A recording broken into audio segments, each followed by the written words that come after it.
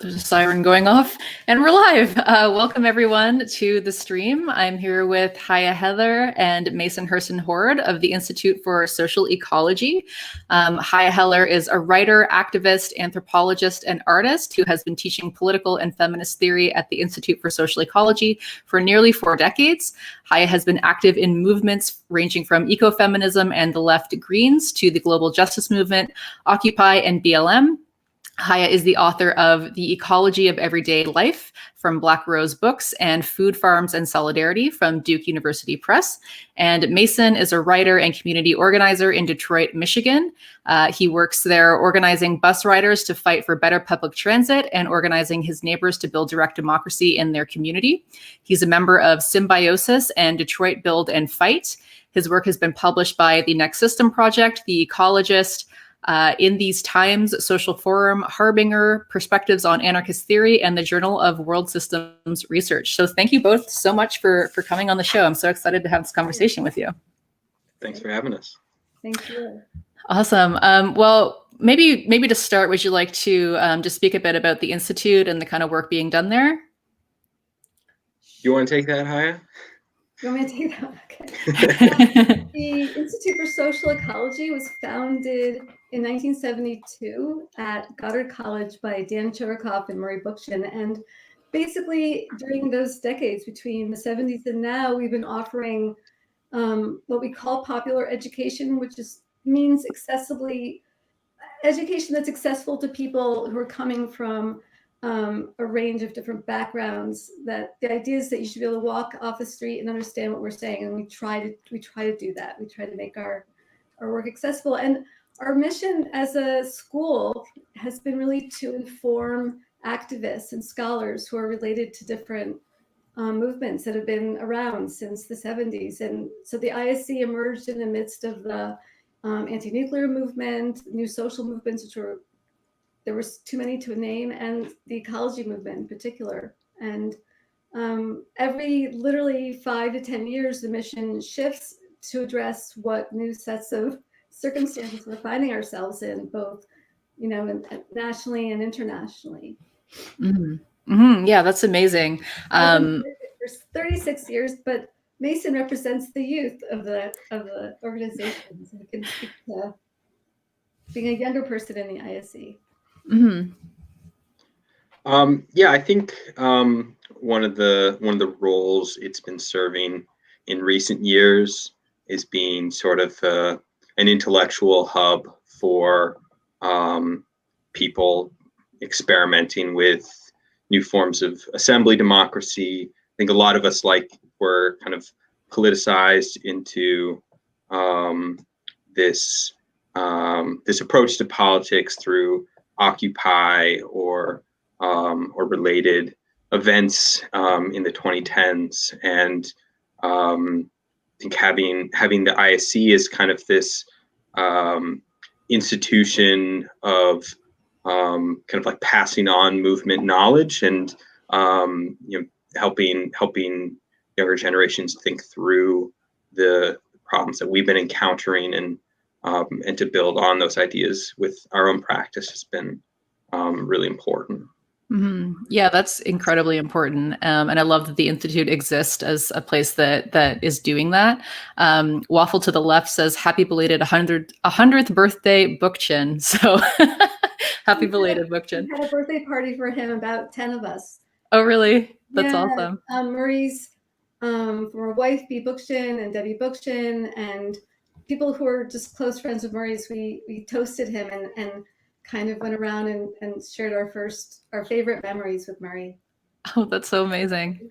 If you'd like to share your favorite memory, you can go ahead, but if it's personal, that's totally fine. I have many that are personal, but the one that I shared last night was that when I stumbled kind of accidentally upon the ISC, I was 21, and I had been studying philosophy in college, and I remember it was so frustrating that my teachers wouldn't kind of position themselves, in relation to the thinkers that we were studying. So they were teaching Marx. I had no idea, were they Marxists? I had no idea if we were studying Heidegger, were they, where they stood. And so I was really involved in the anti-apartheid movement in college. And so when I stumbled upon the ISC and I met Murray, like the first day that I was there, I sat down and I was able to have a conversation with a real live philosopher who was completely politically committed, engaged, positioned. And it was so cool to go through all of the different theorists that I've been studying and to hear his take on them, and to finally have somebody to say, yeah, philosophy is very political, and everybody's theory is political. And if you're teaching a theory, you should be able to answer to your students and say what you think about that theory. Yeah, yeah. So that's a really, for me, it was just meeting this man that had committed his life to trying to break down theory for folks, to make them come alive and be meaningful in the context of changing the world. And I'll just say that, Murray was an autodidact, and a lot of times people refer to him as an academic, and that would probably make his blood boil, because he literally, I think, just finished high school. He worked in foundries and he was a labor organizer.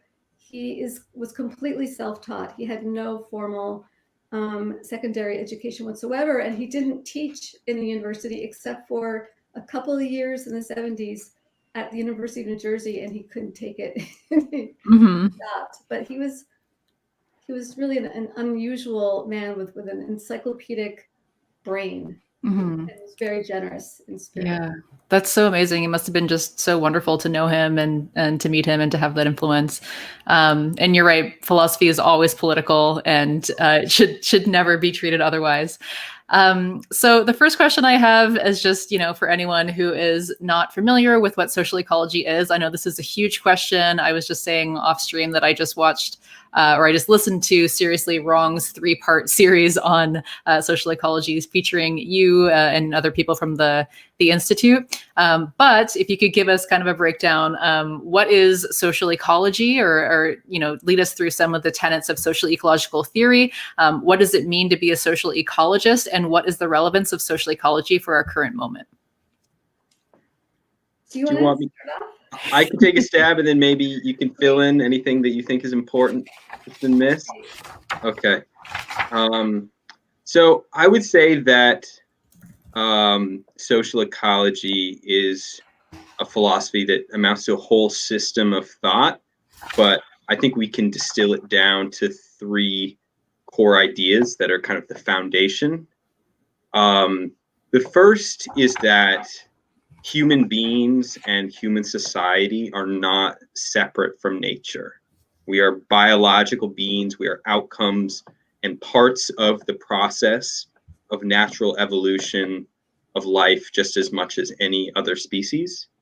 And even if we talk about the evolution of human society, or social evolution, that needs to be understood as being nested within the wider biological process of change through natural history. I think the second core idea is that the destructive role we have played in the relatively recent years of our species' history is therefore not a result of anything innately destructive about human beings, but of the hierarchical structure of our societies as they have developed historically. It's the social relations of domination and exploitation within human society that lead to environmental destruction. Another way that can be put really simply is that ecological problems are social problems, that we need to overcome the hierarchies within human society in order to resolve them.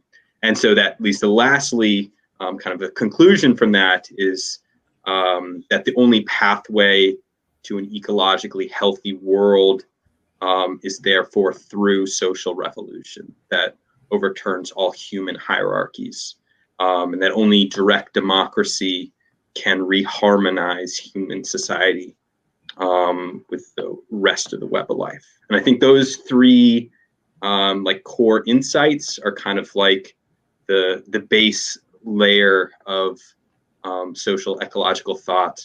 Obviously, there's like a lot more than that that's kind of built on top of of those ideas. But I think those are the basics. Mm-hmm. I might just add that that was really great. Excuse me. That to really, sorry, to really understand Bookchin's project of social ecology, putting in the history, locating him in history in relationship to Marx is really important, because he was raised as a Marxist. His parents were Russian socialists who came to the US, and he was literally born and raised in the Communist Party. And for Bookchin, if that is your formation, then your central sort of unit of inquiry is class, and the proletariat are the revolutionary subjects, and the revolutionary sphere is the factory floor.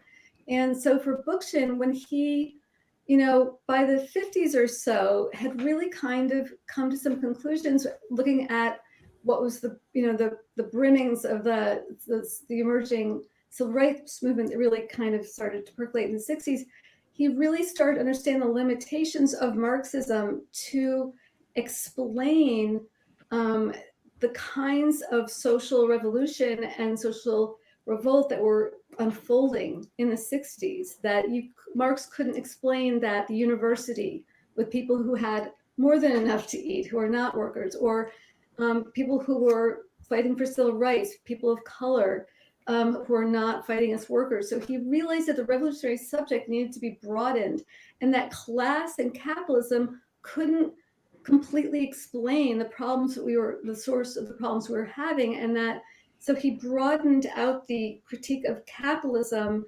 and class to really be a critique of social hierarchy in general. And he saw the revolutionary project to be broader than just controlling the means of production.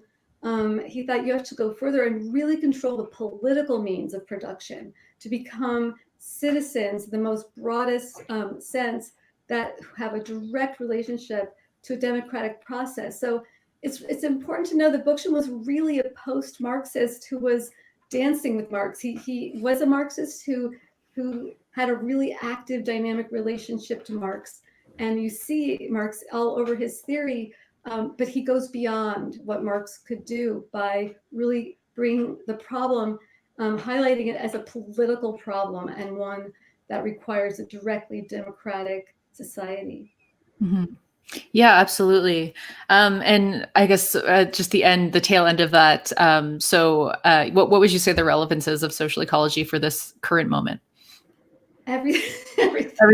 I say that because, like Marxism, social ecology, Bookchin social ecology and his communalist project is really a universal and very generalized theory that individual people working in specific movements and moments can particularize in their local context. So, right now, if we were to say, what are the most horrifying things that are happening right now? Well, we can't name them, but let's just say, we're seeing the worst, most egregious effects of late capitalism. We're seeing its effect in the pandemic, in ecological destruction, in poverty and inequality, and ecological devastation around the planet. And we're seeing the experiments in democracy, that are happening in the United States and Canada and in Europe. We're seeing them be mightily challenged. And I think even if we just look at capitalism, the environment, and experiments in democracy, I think that social ecology has a lot to say to all three problems. Again, Bookchin says we have to swap out the capitalist system for a moral economy. We have to swap out a representative electoral democracy for a directly democratic political sphere. And we have to have an ecological society that cares about humans and the rest of the natural world. Mm-hmm.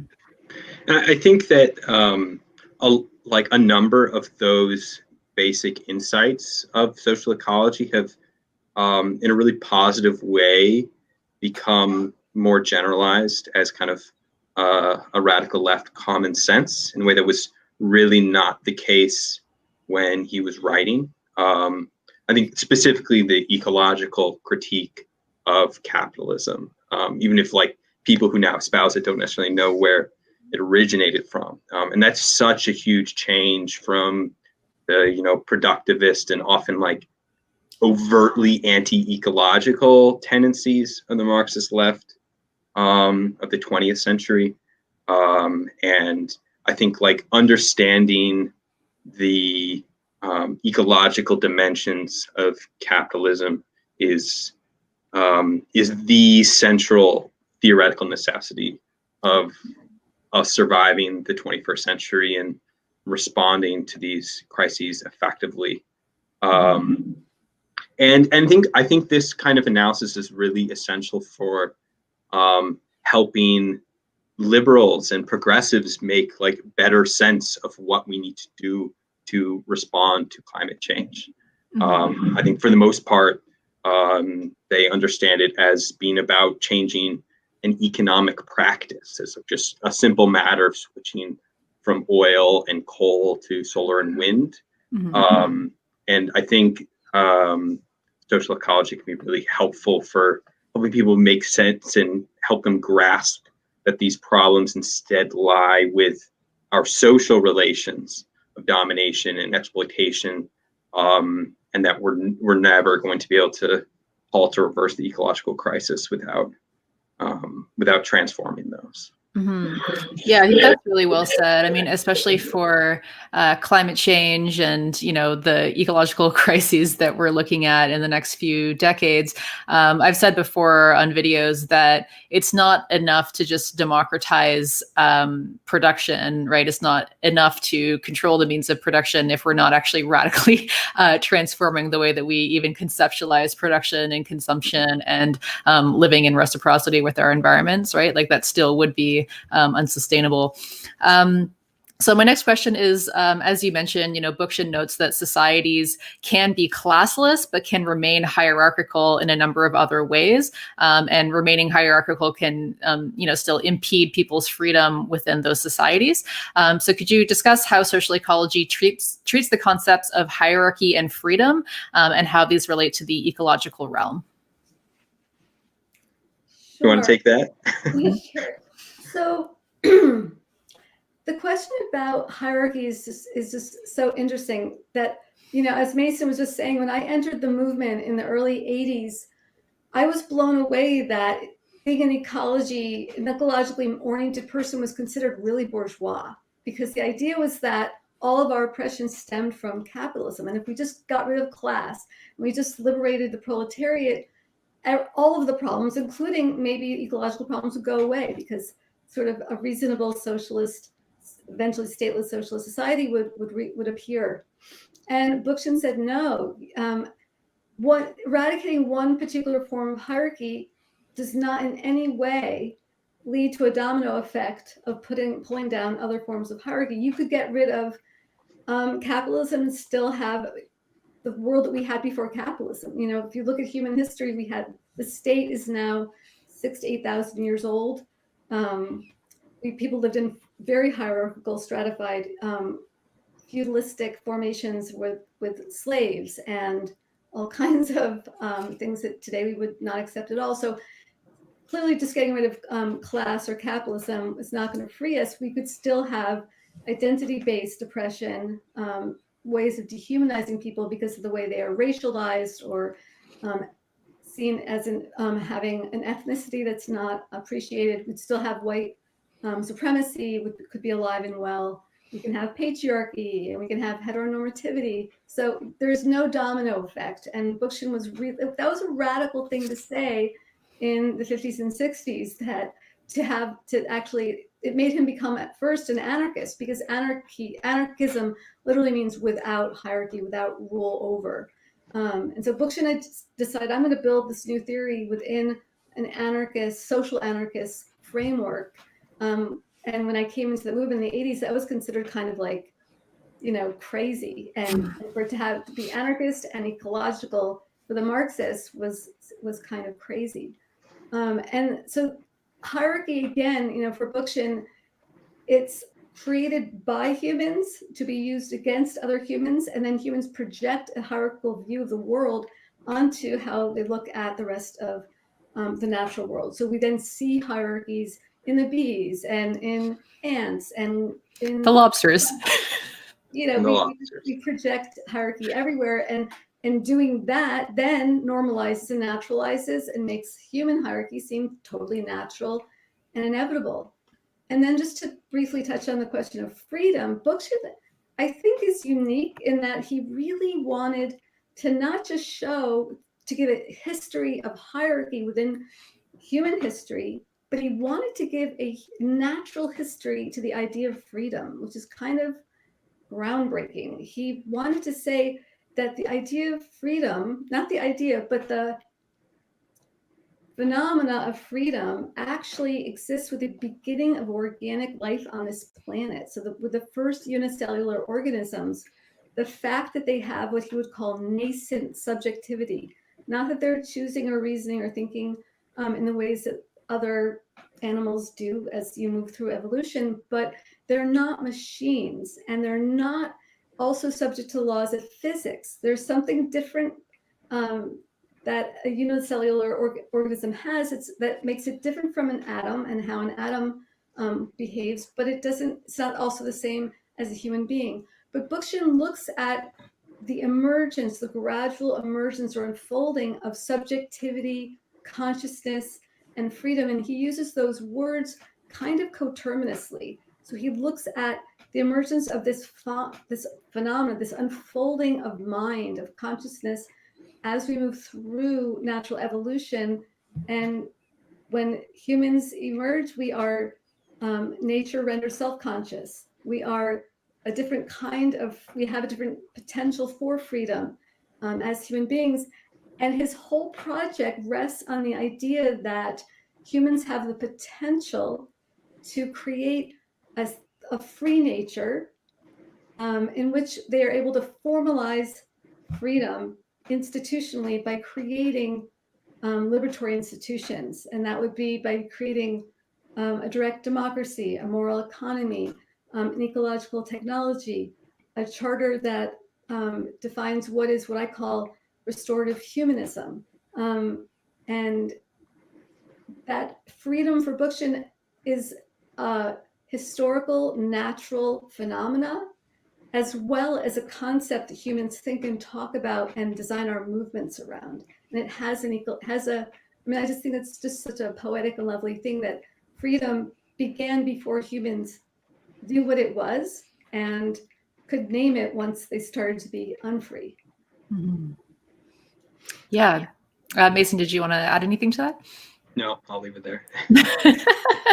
Yeah, no, that's wonderful. I guess as I kind of understand it, right, like as you said, a lot of humans, and specifically people who are very invested in maintaining the status quo, will look to nature and say, oh, we see hierarchy there, and therefore that naturalizes our hierarchy and whatnot.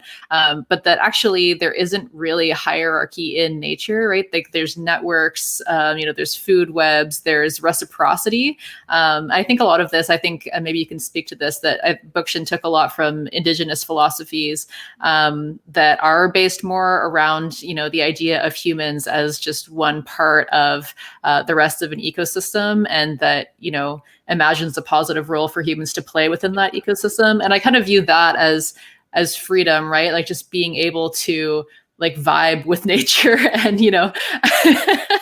and to basically just be part of that broader system. And not, subject to this ridiculous idea of work under capitalism. Right. I mean, another part of the concept of freedom for Bookchin is that humans become free when we're free to be what Aristotle called zoon politikon, political animals. That when we can actually use technology to free ourselves from toil and have time to just enjoy life, but also to be engaging in politics. And for him, that meant actively being involved, maybe in a daily or weekly basis, in your local municipal assemblies. And that was part of what humans, that's part of the human set of potentialities that make us free. And he felt that until we have a free nature that can be politically free, it'll be really hard to live. In his mind, you can't have an ecological society until humans are free to create an ecological society. Mm-hmm. Mm-hmm. Yeah, absolutely. So I was wondering if you could explain the concepts of usufruct, complementarity, and the irreducible minimum, and how these relate to a social ecological future. Sure, I'm an anthropologist, so it's fun because Murray was really excited by anthropology, and he mostly was reading anthropology. When he wrote The Ecology of Freedom, where you see the most anthropology in his work, he was reading 70s ethnographic writings by kind of radical. Many people who were actually anthropologists who were influenced by Marx were doing kind of really interesting research in the 70s. So Murray was fascinated that this is true, that if you look at the human record, we've been a species, a modern Homo sapiens sapien species, for about 150,000 years. And that capitalism emerged 500 years. So that's 0.333% of the time that we've been humans have we been living in a capitalist society. So the reason it's important to understand these concepts is that for many people, the idea that let's go back, for most of human history, let's say 99% of human history, human beings lived in small bands that were 60 to 90 people. Often they would aggregate together and be kind of like a confederation that would share, they'd come together for feasts and festivals, etc. But the main organizing that we would call economic principles that they organized their social lives around was the idea of the irreducible minimum. And you see this in every egalitarian society. And again, when I use that term, I'm not saying necessarily non-hierarchical, because there could have been, as Bookchin feels, some nascent forms of hierarchy, but they were egalitarian in that everybody in the band had access to the same tools, goods, and food, and the same goods. So the irreducible minimum is simply the concept that everyone, again, has access to what they need to live and be good in their society. And when I would teach anthropology, intro to anthro, it was always amazing to watch people's eyes kind of like almost pop out of their heads to think, what? Like, that's the 99% of our history. We live that way.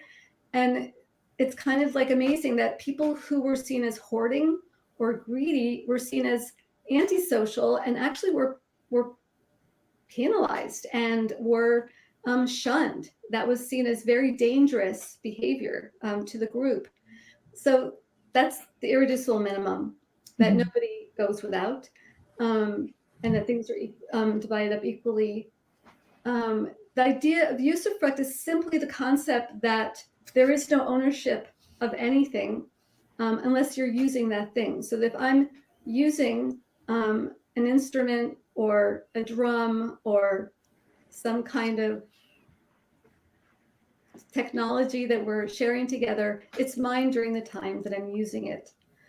This doesn't mean that people didn't have possessions that were personal and private.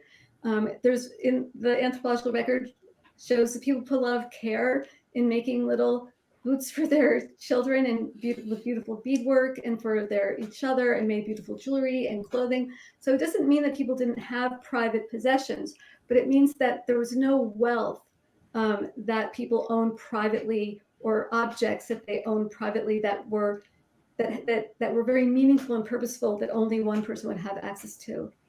And the next concept, what was the third one? Complementarity.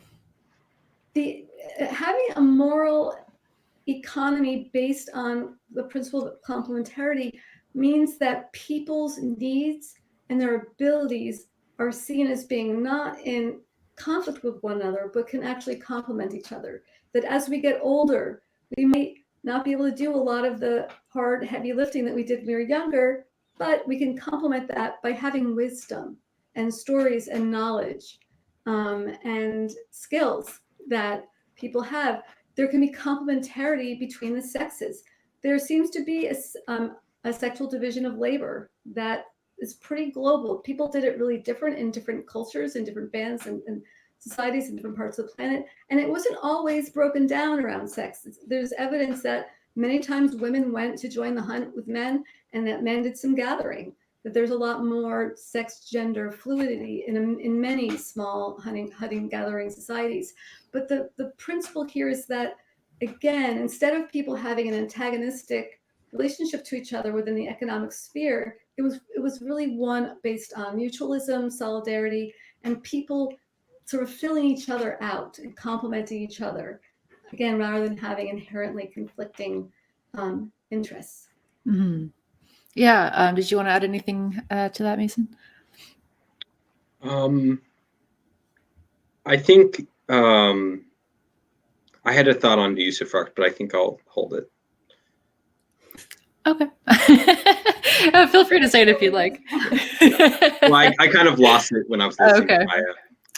No I'll worries. reorganize it. What you were saying about the irreducible minimum reminded me of Robin Wall Kimmerer's work.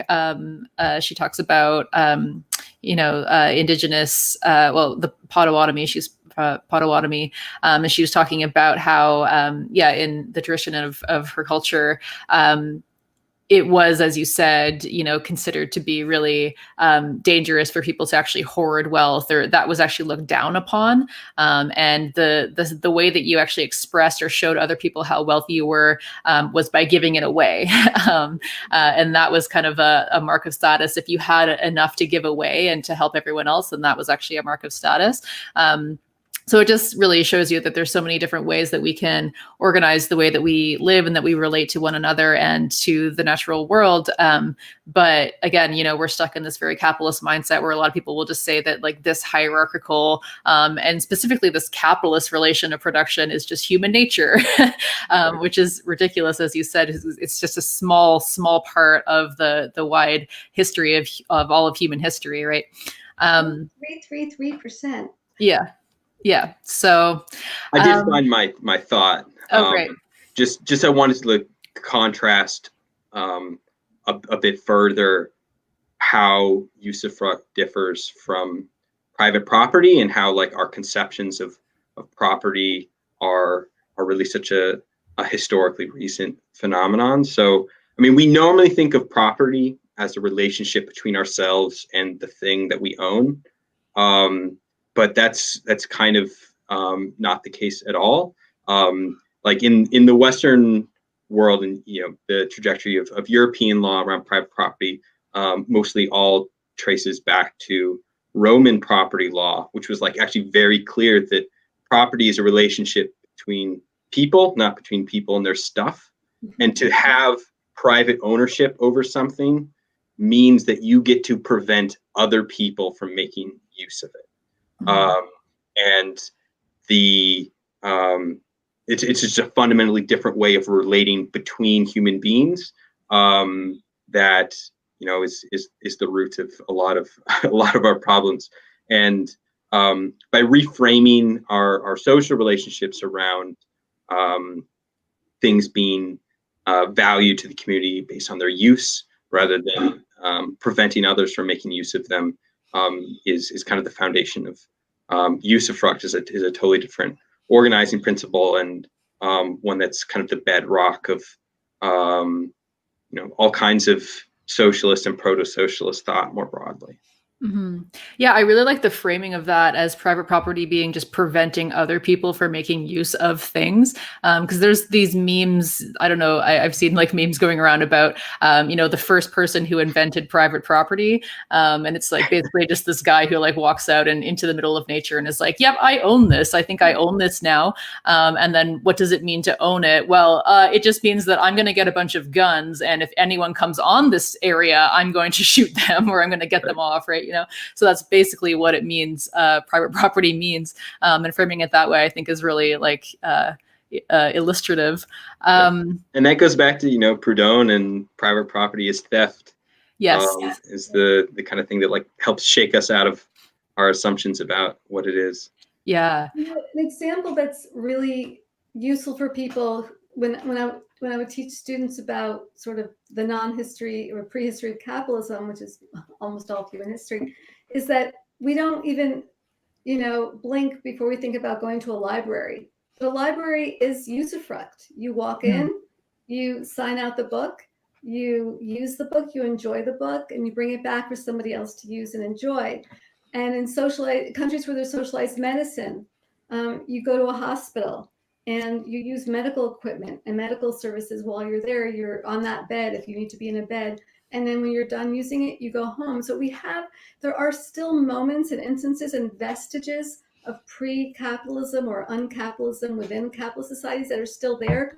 And I think reminding people of those is a really great thing. And just the last one I love is that I think in Amsterdam, I don't know if they're still doing it, but there's this thing where you can take a bicycle that's been set up for this purpose, ride that bike for a certain amount of time, leave it at a station. When you're done, lock it up or whatever. And then somebody else comes by and takes that book, and it's bike sharing. Mm-hmm. And so people are, oh yeah, like, it becomes so obviously, it's so conspicuously possible that you start to maybe doubt, does capitalism have to be the totalizing force that it is? Mm-hmm. Yeah, absolutely. I was going to mention that there are a lot of moves towards, this kind of solidarity or sharing economy, but in the actual true sense of it, not in terms of like the gig economy, which is what it's often called. But they have some things like that in Toronto, or, places where it's like you can rent tools and you don't actually need, to own the tools or whatnot. We do have bike sharing, but it is like you have to pay for it. So it is, I guess, still embedded in capital. It's not fully shared. But I think there's a lot of people who are trying to start to grow more networks like this where things would be shared and we wouldn't need to create so much useless crap and destroy the environment doing it. So Chaya, this is directed towards you, but Mason, you can also feel free to respond if you have some thoughts on this. I know that a lot of your work uses, feminist critique, and that you taught a course around feminism and ecology for many years at ISE. So how does social ecology bring feminist insight to bear on social and ecological problems? Well, I taught feminism. I taught a course called Social Perspectives on Women and Ecology for 22 years at the ISE. And it was one of the most popular classes, not necessarily because I was teaching it, but a lot of people, particularly in the 80s and 90s, came to the ISE to study ecofeminism because it really wasn't being taught outside of the ISE all that much. It was just starting to percolate out into academia. But, for Bookchin, identity-based oppression is really central. Patriarchy is a central problem of hierarchy. So, but he also felt that he was not the person to write about what it's like to be a woman and to write feminist theory. He was in the 60s, he was very excited by the feminist movement. And he was very excited about feminism and feminist theory. And so I started teaching it was called Ecofeminism for short, the class, in 84. And the main sort of organizing principle for the class over the 22 years was that you can't have an ecological society free of hierarchy if women are not liberated, and that women have to do that work of consciousness raising, and not just as a group, but as different women with, now we call it intersectionality, women with intersecting multiple contradictory identities, that people who identify as women, and again, what that means now in 2021 is really different than what it meant in 1984. Mm-hmm. But that people who identify as women had to sort of think about, what does ecology mean to us? And ecofeminist theory is literally a continued meditation on what are the articulations between feminism and ecology. And essentially they broke down, there were sort of two camps, and one camp kind of was a little bit essentialist, thinking that, well, women, we're closer to nature because we menstruate and we give birth and we feed our babies with our bodies, etc. And I was a social ecofeminist, and I was in this movement, and I would try to make the case for women don't have bodies that are more natural or closer to nature than men, because nobody's closer to nature than anybody else, because we're all part of nature. So the women nature thing didn't, I would sort of unpack that and have people look at that critically. So that was part of ecofeminism, was unpacking that women nature thing. But then to say, is there something about women's roles as central to what Marx would call reproductive labors? So the childbirthing and the rearing and the food production and the feeding and the food processing and being the herbalists and the healers in the society, so that and then the agriculturalists, so that these kinds of roles that women do through their work and their practices in society end up having ecological meaning only if we look at that in that way. And I say that because until you, in the 80s and 90s, unless you said explicitly ecofeminism, people didn't think about women when they thought about ecology or environmentalism. Women were not the ecological subject. The subject was just, the default subject was really a white man. But to say that the ecological subject was also Black and brown women all over the planet who are doing 80% of the agricultural work and are also on the receiving end of most of the ecological crisis, either by having toxics dumped in indigenous lands or in communities of color where people are poor and have little ability to defend themselves, that women all around, that international feminism became increasingly ecologically minded. And so the ecofeminist movement through the 90s really became an international feminist kind of intervention, where women were like, hey, we're already at the head of a lot of these movements to save forests, because we live and work in the forest. We get our food from the forest. Or we're at the head of these agricultural movements. We're at the head of these environmental movements, because our communities are getting poisoned and we're trying to protect our children. So the ecofeminist, project has that, so those sort of two facets to it, but they're entirely central to social ecology. And to me, I can't imagine being a social ecologist and not being a feminist, and to not understanding the project as being entirely feminist. But the last thing I want to say is that the term ecofeminism was a linguistic intervention that was really important, again, to put the spotlight on women and give women a platform in the 80s and 90s and 2000s to talk from the experience and perspective as women, in the same way that naming environmental racism was really, really important and continues to be really important. That it was really important in the anti-toxics movement that was called the environmental justice movement. That in the 80s, people started talking about environmental racism. And when that happened, all of a sudden, the ecological subject was now a Black and brown person. Whereas before, the ecological subject was always a white man. Now it's somebody living in an urban center who's having their water poisoned, like in the lead crisis in Detroit. But we start to understand that how you are racialized affects the way you are hit by ecological catastrophe, not just how you're sexed, but how you're racialized. And where you sit in the human hierarchy affects how you're going to experience the ecological crisis. Yeah, absolutely. I think that, sorry, I'm hearing an echo. Oh, no, it's gone. Yeah, I think that, the insights of feminism, as you've said, like have so much to bring to bear on, the ecological problems that we're facing, just in terms of, connecting the dots between patriarchy and the devastation of the environment, and also the oppression of women or non-men. I think that a good example of that would be like man camps in indigenous territories, where they are bulldozing through creating pipelines or whatnot on indigenous lands without their consent. And there are often these kind of man camps that are created as a result of that, and those end up perpetuating sexual violence and gender-based violence against indigenous women.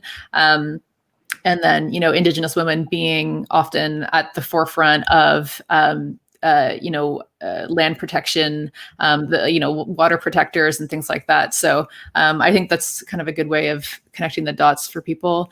But yeah, I think that's a really well said and really important intervention. Mason, did you have anything to add? I just want to also note that in the actual social revolutions that have accompanied this kind of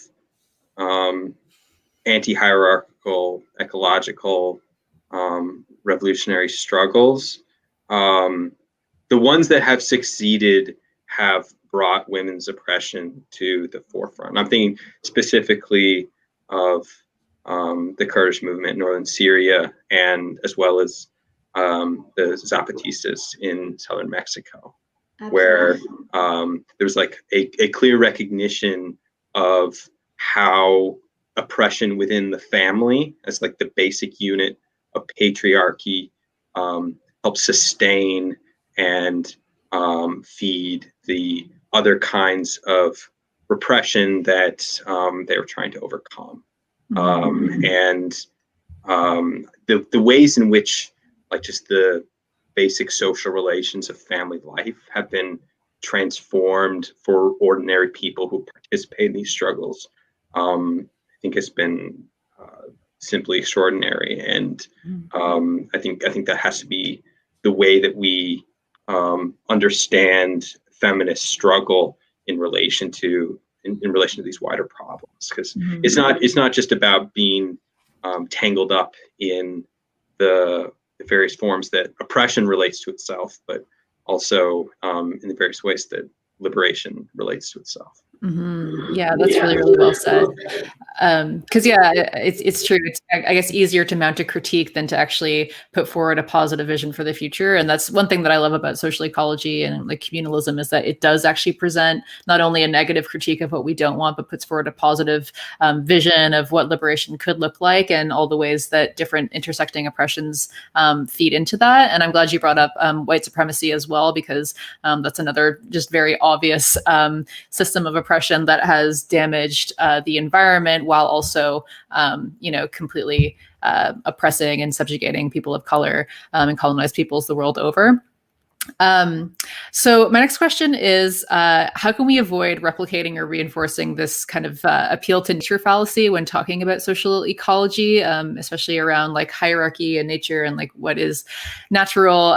Like we said, a lot of people, like Jordan Peterson and other elite people will kind of look to nature and say, oh, because we see this in nature, or because we think we see this in nature, that legitimizes what we're doing as humans. What are your thoughts on that? Do you want to do that? You want me to go first? I would just say that like one of the central thing, like aspects of how social ecologists look at nature and human social evolution, is that these things are developmental processes, that they're the most central component of what makes them that thing is a continual process of change. There is no static nature of anything, and certainly not of human beings or human societies. And I think what's really crucial to bring forward is that one of the things that makes humans really interesting as a species is the capacity for them to reorganize their society in any number of different ways. There is no single organizational principle for how human beings relate to each other. And because of that inherent mutable nature of human society, forces us to make collective choices about what we want it to be. And there is no static single natural social order that we can refer back to or deviate from. It's an inherently dynamic social reality. Just to piggyback on what Mason just said so eloquently, is that, you know, like Peter Kropotkin, and it's funny because Bookchin didn't read Peter Kropotkin while he was developing his nature philosophy. It wasn't translated into English until after he generated most of his ideas. But it's not a coincidence that these two men who were anarchists had a really similar read on nature. And, you know, we're all living in the shadow of not necessarily Darwinism, but social Darwinism or Spencerian social Darwinism that leads to a really vulgar sociobiology where, like I was saying earlier, that every social relationship is lawful because you find its antecedent in nature. That, you know, nature is inherently greedy and withholding, and it's a realm of conflict and competition. Thus, society must be that. So, you know, when Bookchin, you know, he absolutely was writing to sociobiologists when he wrote The Ecology of Freedom. That was, you know, a love letter to sociobiologists saying, no, and in his previous writing saying, no, we have to understand, not just redefine nature, but really understand what is nature. It's not, again, a picture frame photograph. It's a process of evolution that starts with the first unicellular organisms and goes all the way till right now. It's all of it. But for Bookchin, he doesn't believe that there's any set of natural laws that determine that process, but instead there are sets of potentialities. And there's in humanity, for instance, we have the potential to become conscious and cooperative and mutualistic and complementary, but we also have he would use the word possibility to create horrible, heinous hierarchies and to be really fiercely antisocial. So Bookchin is not invoking a nature and using that nature to normalize the society. And the naturalistic fallacy is basically saying X is good because it's natural, and it's natural because it's from nature. And it's a philosophical fallacy. And Bookchin leaves that by redefining what nature is. It's a dynamic historical process of unfolding that's never ending and has no determinable laws that are governing it. And that humans can play a conscious, decisive role in how that nature continues to unfold or ceases to be. Yeah, absolutely. And that's reflected in, ecology or conservation biology as well, right? This idea that we don't have, like, the idea of equilibrium is, we've kind of moved away from that, and to understand, natural processes as being just marked by chaos and disequilibrium and, change and things like that. So yeah, that was really well said. So I wanted to ask this question about animal agriculture. It's something that I talk about a lot. And when we talk about dismantling hierarchies, I think that speciesism is a hierarchy that often gets ignored or erased. And I mean, like, institutionalized speciesism.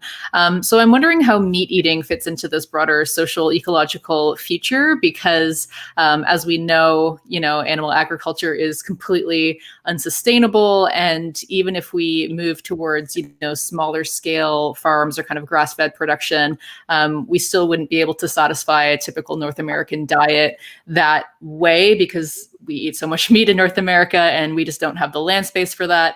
So outside of, like, widespread and rapid advancement in lab-grown meat, to be able to feed everyone the level of meat and animal products that they eat currently, we would need to continue animal agriculture. So to my mind, there would need to be, like, a radical reduction in the amount of meat and animal products being consumed in a sustainable social ecological future. But I'm wondering what your thoughts are on that. I can offer some. Oh, go for it. Should I go? What were you saying? Okay, I can go first. So, well, first, I just want to preface by saying that this is a question about which there is nothing resembling common ground among social ecologists.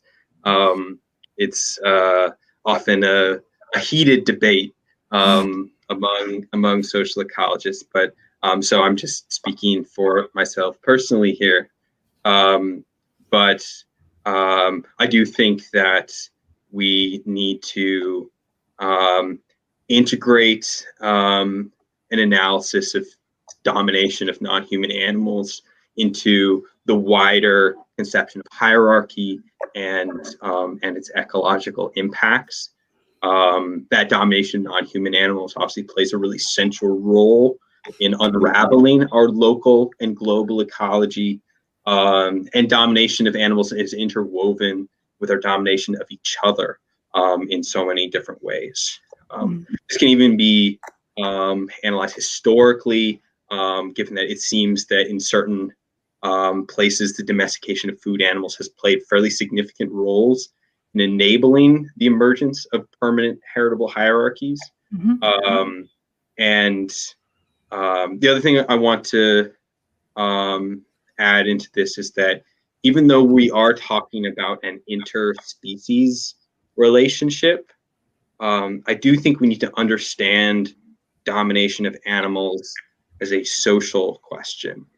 It's a product of how our society is organized, its modes of production and exchange, the basics of how we collectively determine to meet human needs. And as with all things that relate to the ever mutable structure of human societies, this means it's something that we could very well do differently. I mean, my basic position is I don't think that mass slaughter of captive beings can be reconciled with ecological ethics of complementarity.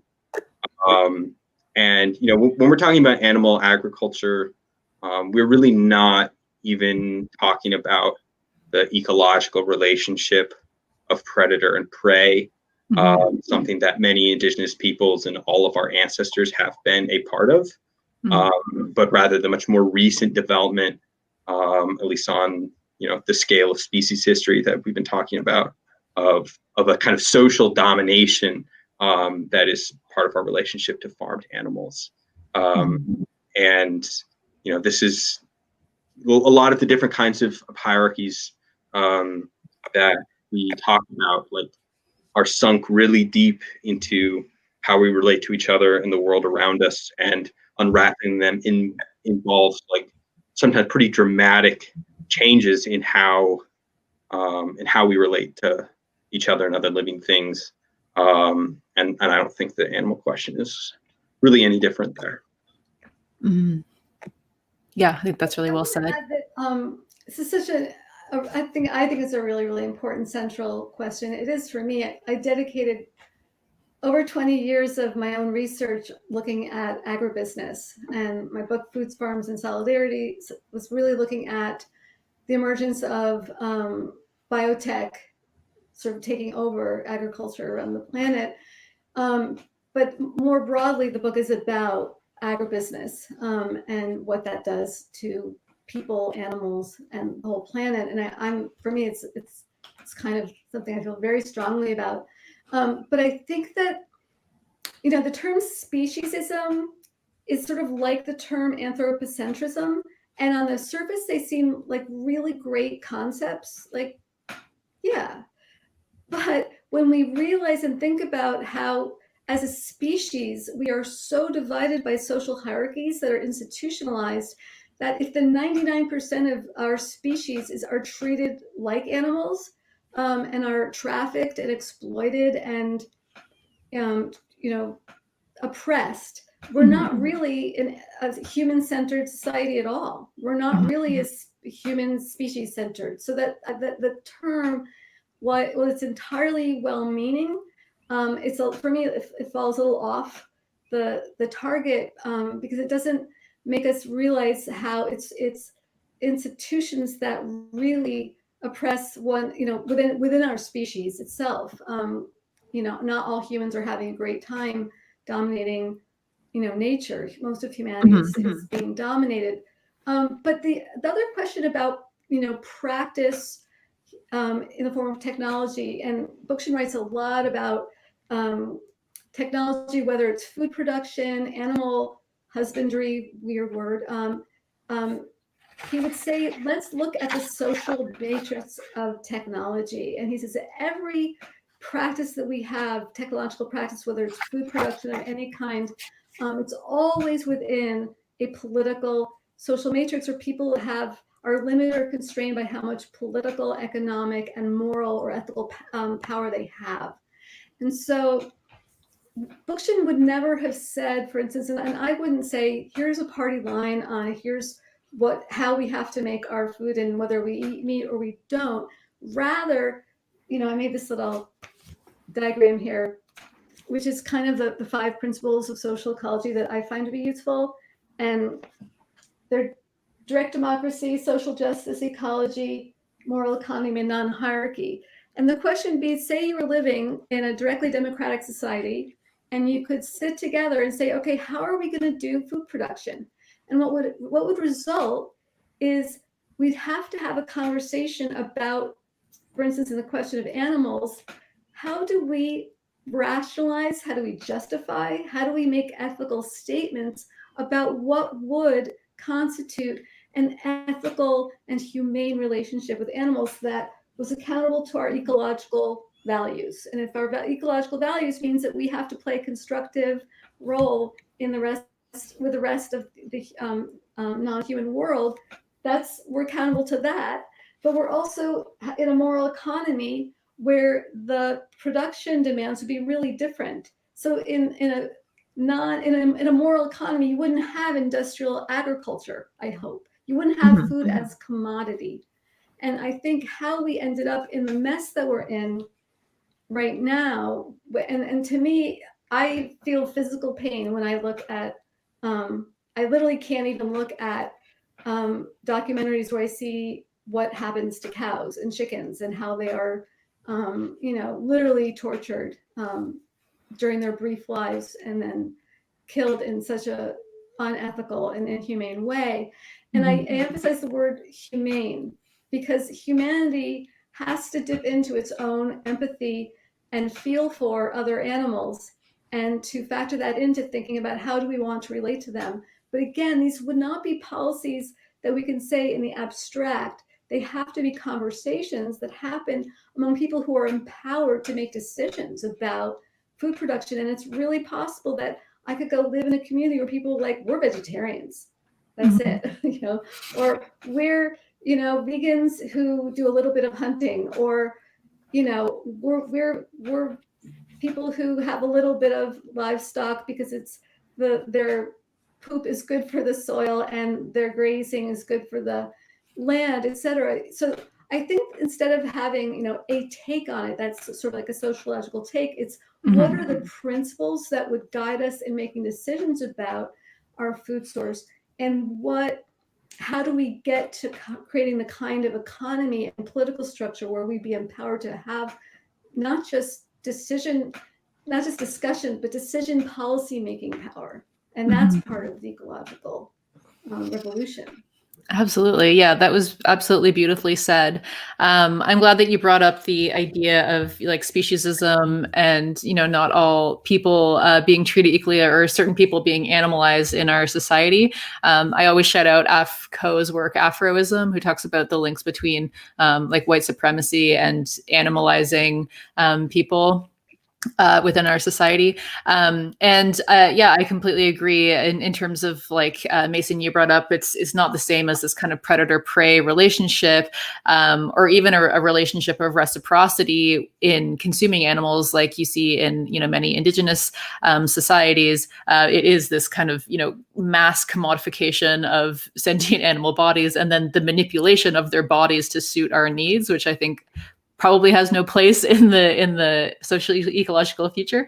But as you said, yeah, there are many different relationships that we can think about having with non-human animals in the future that would not be commodified and that, might not look exactly like, what some vegans think about the future looking like, where like no animals are, have symbiotic relationships with humans in any way. So Real Politics says, it seems as though the central domination is the psychosocial relationship with the land itself, not just social domination, as hierarchies arose from social problems in the Neolithic revolution. I'm not sure if you have any comment on that or... I'm not sure I quite understand that. I do understand that. That was, I think folks who are more versed in kind of deep ecological theory will often kind of look at the Neolithic. Well, the question always is, it's the question of when did humans fall? You know, it's called prelapsarian thinking. When did humans fall from grace? Was it when they started speaking, using language? Was it when we started using tools? Was it when we started agriculture? Is it when we started the Industrial Revolution? Was it back in the Neolithic when we started using very, relatively crude kind of tools? And I think that kind of thinking is not all that productive in the end. I think that because sometimes people get overly focused on technology and thinking we fell when we started to really embrace a certain kind of technology. It's when we started to the printing press, or again, and I think when we do that, we start to take on a kind of techno-determinism, where we think that the technologies are sort of driving society, which in some ways technologies can take on a life of their own, as we're seeing right now with social media, misinformation, and fascism. But technologies always have a economic and political and cultural ground. And I think that it's really more important and more helpful. I think more.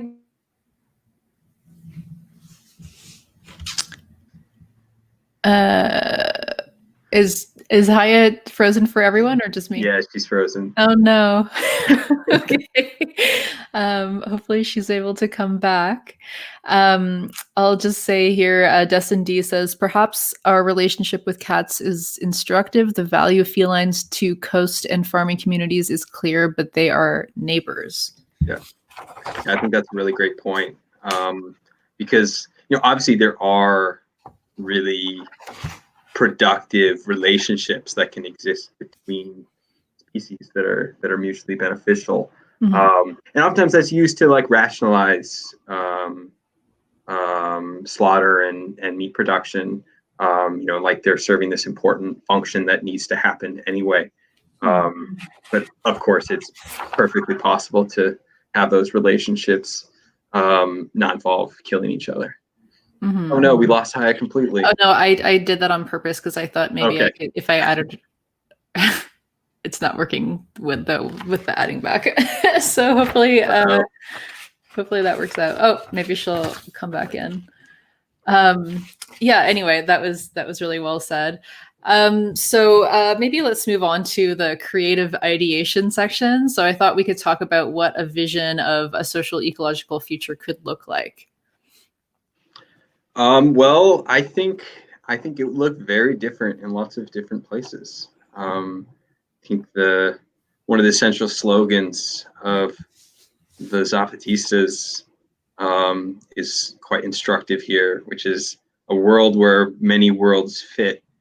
But I think the kinds of ways in which direct democracy and providing for the needs of all people can manifest in different contexts is gonna vary pretty dramatically. But the point is that everyone has an equal voice in shaping what that looks like for their own community.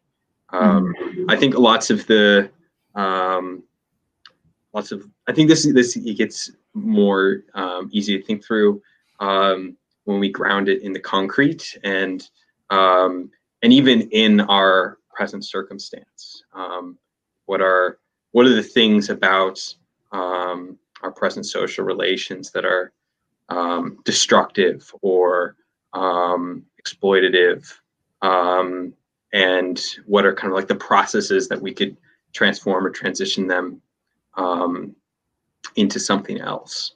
I think if you're imagining just the level of a neighborhood, at least in the United States, for most people, that's even an arena of isolation. We have kind of revolutionized society to be totally organized around nuclear families existing in single family homes that are even isolated in our primary modes of transportation. And so I think kind of like a foundational part of building a social ecological future would be creating political space for people who do live in proximity together to discuss like what other kinds of ways they could organize their built environment and their immediate ways of interacting with other people. One example that like one way of doing this that oh, she's back. Sorry, we lost you. I'm so sorry. My computer, it wasn't even a battery thing, it just died. I'm so sorry. Keep talking okay. to get a better picture. I'm so sorry. But on the neighborhood level, I think this means the need to construct new space that is social, that is public, for eating, for discussing, for assembling. One of the things that I got to experience for a couple of years of my life was a food co-op where I had one shift a week with 6 or 7 other people cooking for 50 of us, and then had basically unlimited food for every other meal that I would want because other people had those shifts. And I just think about how much more time I spend feeding myself now than I did then, as well as like how isolated and often unvaried it ends up being. Those are the kinds of spaces and institutions that we could create that kind of just like totally transform the basics of daily life around sharing and common space and things of that nature. But that all comes back to kind of like the democratization of the political realm. We can't make that happen if we don't have the power to implement it. And that means organizing and wielding that democratic power. Mm-hmm. Yeah, absolutely. Haya, we were just talking about what a vision of a social ecological future could look like. Not sure if you wanted to weigh in on that.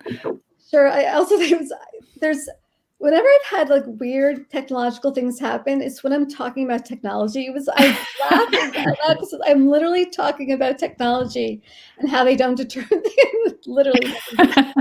So, what's so beautiful to me about social ecology is that it's a utopian perspective, and it's one that is filled with hope and not just sort of airy-fairy hope, but hope grounded in real things and real people and real places. To me, an ecological future or the good society, it's happening in little places all around the world. Like right now, I'm incredibly inspired by what Kurds are doing in Rojava to create a society based on principles of feminism and ecology and direct democracy.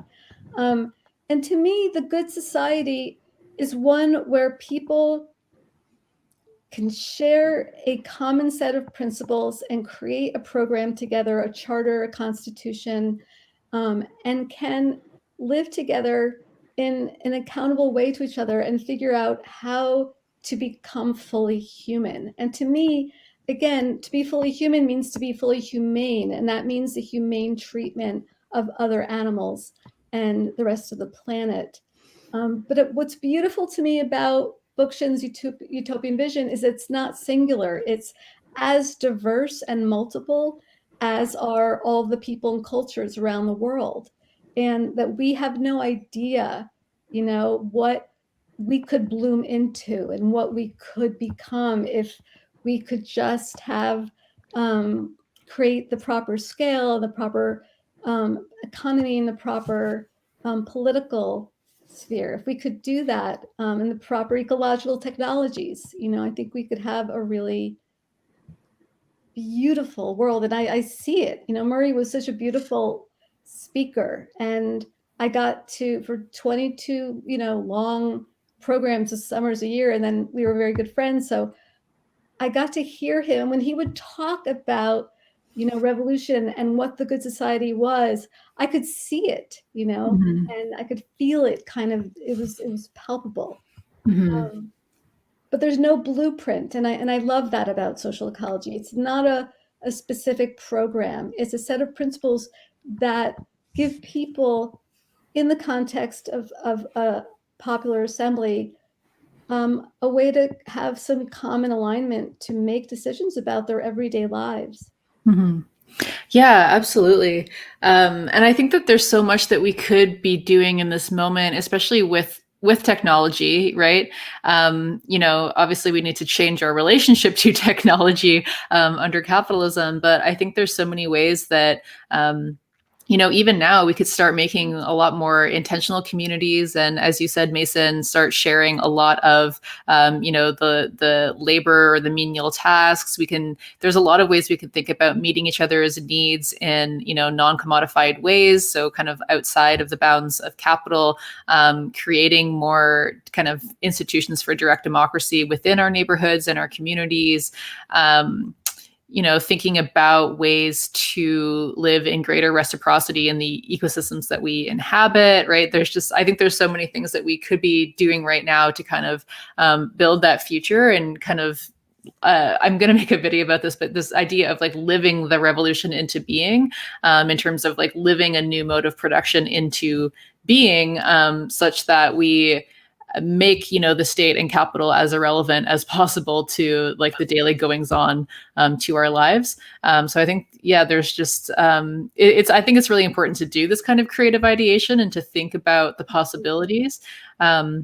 Because our creativity has been so co-opted by capital. It's really hard to imagine the end of capitalism, as everyone always says. But I think we need to try, so that we can start thinking about how we move forward in our communities. So that speaks to the next question about what are some potential paths forwards. I know you said there's absolutely no blueprint, but what could a ecological political program look like? And what do you think some of the steps that we can start taking in communities to start building these things out? Me? Yeah. If you have some thoughts, go for it. I have some thoughts. I think that the green movement in the US, I was part of the group that started the green movement that unfortunately became a Green Party. It was not supposed to become an electoral party. The green movement had 10 key principles, and I could probably list them all, but you could probably guess what they are actually. It was definitely anti-racism, feminism, ecology, ecological technology, direct democracy. I could think of 5 more, but basically, the program isn't that hard. I mean, in Rojava, they've gotten it down to 3 principles. I have 5. It's not that it's kind of, I like to call it kindergarten logic.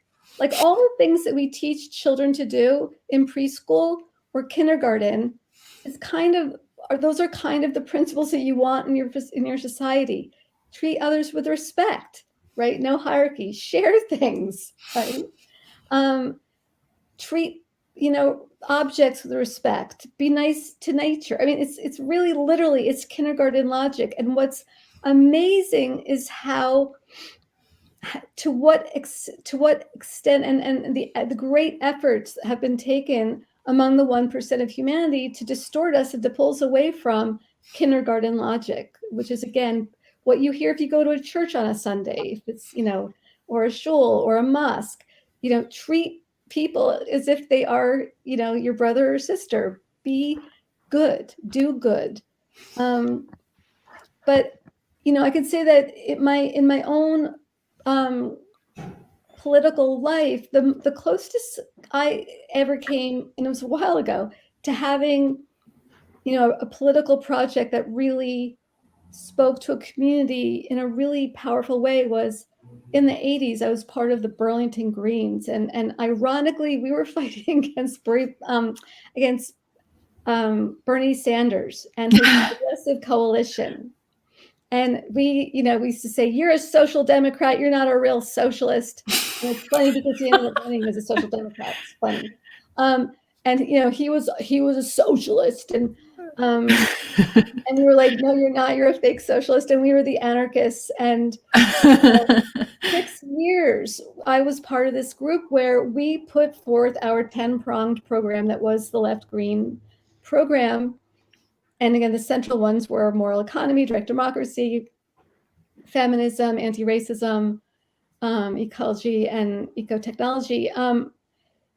And what we would do is we would take a particular issue and show how the non-ecological and capitalist and statist society had brought us to where we were, and how a social ecology program would bring us to where we wanted to go. So the main issue we looked at was the wetlands in Burlington.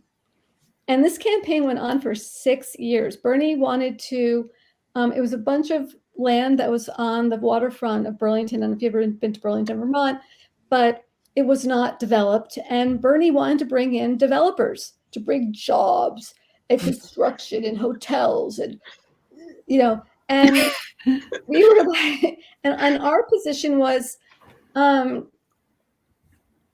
those jobs are going to be temporary.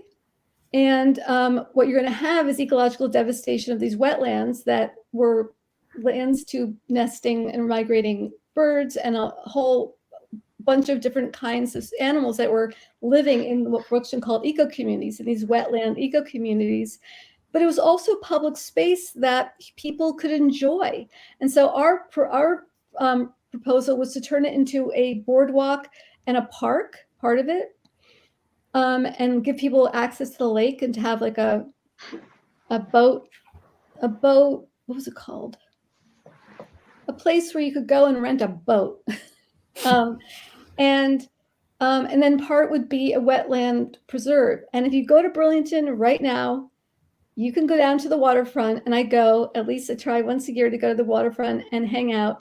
And it is a publicly enjoyed, owned piece of land in Burlington that was created by the Burlington Greens, despite Bernie Sanders. There are no luxury condos, no luxury hotels that Bernie wanted to build. And what was amazing is that we were advancing not just this single issue of the waterfront, but the waterfront became a symbol and a way to illustrate our broadest program and all of our values, so that every time we came to a city council meeting, every time we came to any kind of forum, they knew, okay, here's the social ecologists. They're going to be a broken record for moral economy, and they're going to be broken record for direct democracy and ecology. And so what happened was, over time, people understood our program. They understood our vision, and they got curious and started reading, work by social ecologists, and started coming to our meetings. And so there's a chapter in my book, The Ecology of Everyday Life, where I sort of talk about how do you take a social movement issue and sort of pull out of it your broadest revolutionary vision, so that you are doing both the social rework and the political envisioning at the same time. And I'll just say also, you just really aptly pointed to this idea of prefigurative politics, that you want that what we're doing now is relevant, and it's inspiring, and it's consistent and aligned with our vision of how we want to live in the future. So we're prefiguring, we're also creating ourselves, and Bookchin had this lovely saying, which is that every revolution is an educational project. That when we're in a food co-op, or if we're in a whatever kind of co-op, those aren't just ways to get great, affordable items. It's that we're socialized. In my 20s and 30s, I cannot count how many co-ops I was part of, but I was in I was in a co-op that was a battered women's shelter. I was in a co-op that was a rape crisis center. I was in a co-op that was a food co-op.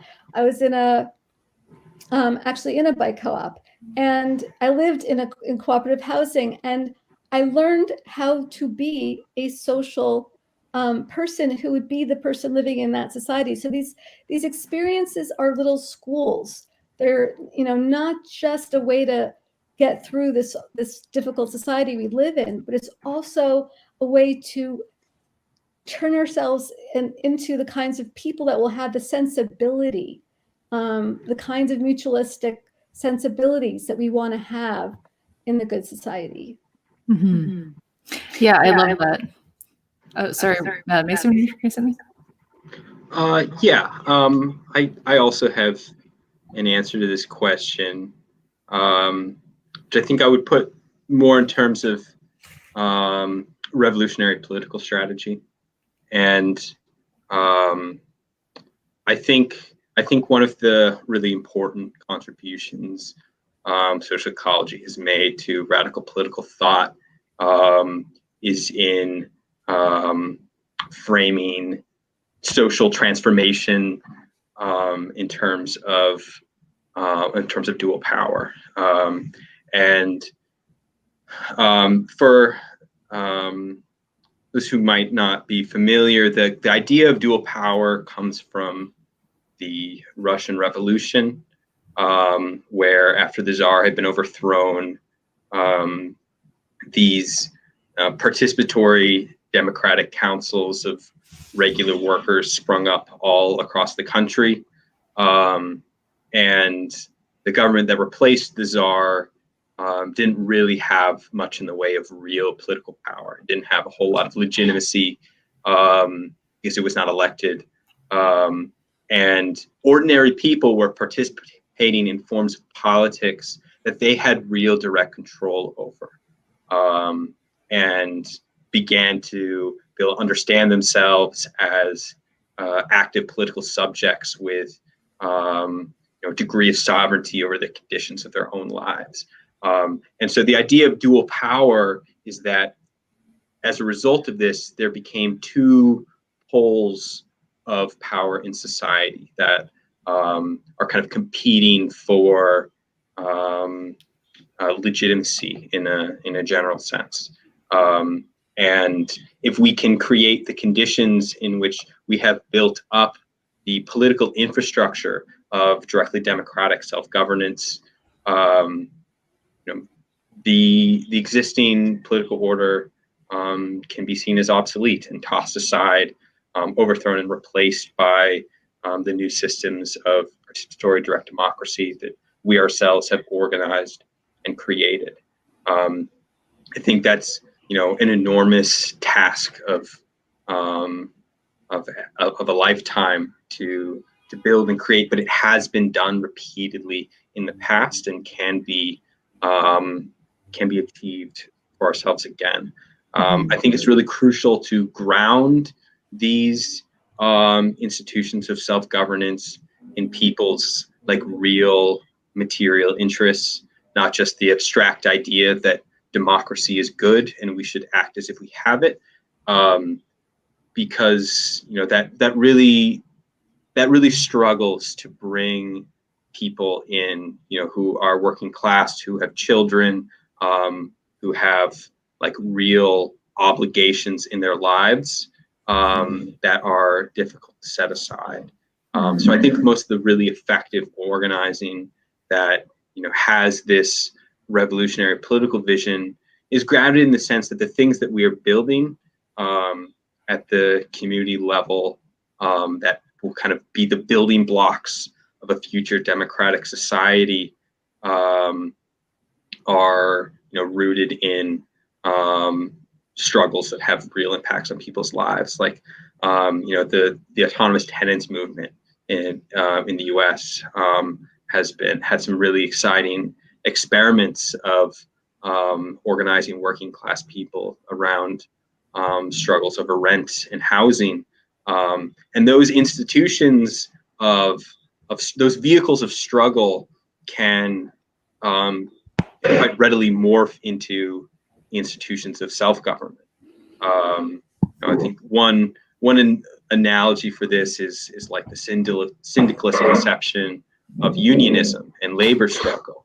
The conventional idea of unions is you organize a union in order to get better circumstances out of your present relationship to the boss, to get better wages or working conditions.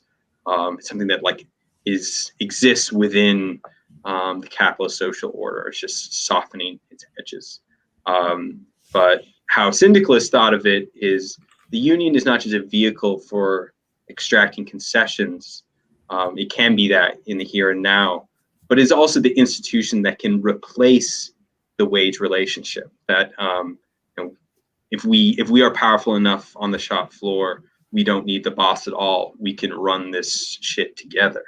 And I think that kind of basic approach to building vehicles for struggle and scaling them together to constitute a real dual power against the existing order is something that can be done on all sorts of fronts and aspects of our lives. And I think that's kind of the pathway towards democratizing society, is this broader dual power framework. Yeah, I love that. Sorry. Yeah, I love that you brought that up because it ties into my last question here. But I really do think that's, the most important thing that we can be doing right now. And I think that we're not going to have a successful revolution if we don't actually adequately build up those mechanisms of dual power. So we need to actually we need to live the new mode of production into being, because, a lot of people talk about, they'll just kind of jump to this idea of well, how are we going to defend the revolution? How are we going to do this? Or, we need to seize the state first and then try to force these relations into being. And that's going about it a really, really difficult way, right? You're trying to completely recreate society kind of from the outside in, meaning you're going to have to come up with basically a blueprint of how you want to do this and then just put that into being, and then just expect people to know how to do that and to know how to live these very radically different social relations kind of like that, right? So I feel like for any kind of revolution to be successful, we have to actually go out there and live those relations into being. And yeah, I just think that social ecology is really great in that way, because that's exactly kind of the program that it's advocating for. So I would love to hear more, actually, Mason, about how you're organizing direct democracy in your neighborhood. But Real Politics says, I guess what I'm saying is that it seems like flattening hierarchy needs to include how society relates to land and the mentality of othering nature, i.e. a land ethic as part of social justice, not through social justice. Yeah, absolutely. I think that's what we're talking about, right? Yeah. I think something I would add to what Haya responded to this earlier is that the way that we relate to land is not merely a humans to nature relationship. It's something that is shaped by and constituted by social relations of the human society. It's kind of how we were talking about private property before. The idea of private property is a kind of relationship with the land, but it is actually brought into being and constituted by these hierarchical social relationships within human society. And so we need to be able to transform human society in order to create a new land ethic. I think there's lots of existing ways of relating to the land. We don't need to invent this whole cloth, but they rest on a totally different kind of society to be able to exist.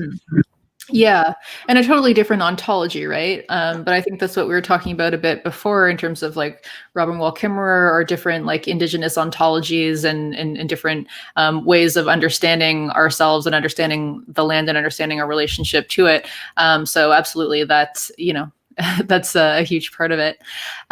So Mason, I just wanted to ask about your work in organizing direct democracy in your neighborhood, because I think that's obviously an important way or an important project in order to start building that dual power. Mm-hmm. Sure. I mean, I don't want to present this as kind of like the definitive example of how this works, because we're learning as we go, and lots of other revolutionary organizations are much farther down the line, even in this country, in developing kind of locally rooted dual power. But just some social background for the city of Detroit is that going back at least to before World War II,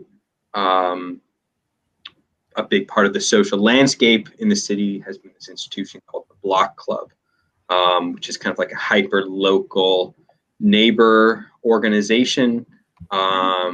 So named because it was like literally an organization of people who live on a single block. These have played like all tons of different social roles for white neighborhoods until the 70s. They mostly functioned as vehicles of racial exclusion, but have played a really big part of Black social history in the city as well.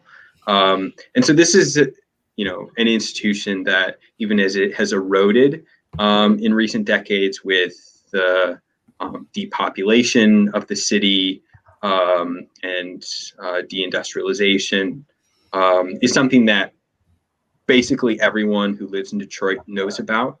It's kind of part of their, it's like a political reference point for regular people. So when you talk about organizing block clubs, it is not something wildly out of left field, like saying we need to organize neighborhood Soviets or the direct democracy communes or something. It has a foothold in people's like existing political life.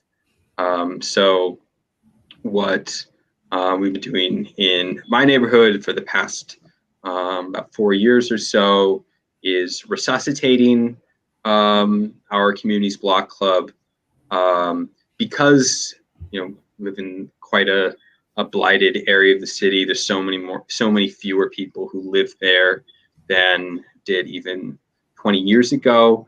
It wasn't really realistic to limit it to a single block. We're talking about like maybe 15 total people. So we kind of like set it up on a wider geographic area. But basically just took the approach that we're kind of a horizontal organization. Anyone who lives here can like come and have a voice in what we do, and began using that as a vehicle for addressing like immediate needs and problems in the neighborhood. First and most obvious for us was illegal dumping. So like contractors from the suburbs or other parts of the city or whatever will like literally pull up and dump all their construction waste on an empty lot in the neighborhood, usually in the middle of the night, but sometimes very shamelessly in broad daylight. And so again, organizing like community cleanups, putting up physical barriers to make it more difficult for them, things of that nature, which are kind of things. It was like participatory activities that anyone could take part in. It was very obvious to everyone participating, like what the immediate impact of your involvement is on the conditions of our community. But in building that kind of like initial vehicle for collective action, let us pull off a whole bunch of other stuff. So back in just a little over a year ago, the city's planning development department tried to put a new auto parts factory on the site of our rec center, which had been shut down and then was like mysteriously burned and demolished. And they were doing so with trying to eliminate all possibilities for community input on the project, kind of like choking off our opportunities to secure like community benefits in the form of environmental protections from the pollution, tried to get guarantees for local hiring and things like that. So what we did was we just organized the neighborhood to obstruct, to shut down the project, to make sure that they couldn't bypass any kind of community input on it, and had dozens of people calling to city council, things like that, and did succeed in shutting it down. And it was really important. It's kind of like a galvanizing thing for the organization, because initially we had like meetings of 5 to 10 people, and through this we ended up having like community assemblies more on the order of 20 to 30. Our capacity really increased as a result of this campaign. And then that brought us right into the pandemic, where we kind of had to shift course, and some of our members led this effort to do a mutual aid program for food for people, mostly focused on like elderly folks who weren't able to safely go to the grocery store, collecting donations, doing drop-offs to people's porches, things of that nature. We started a community garden in the spring, and had basically like used that to supplement our mutual aid program, and also just got a whole bunch of fresh produce for everyone participating. And we've been there's like two or three kind of big projects that I'm really excited for that are coming together for this coming year.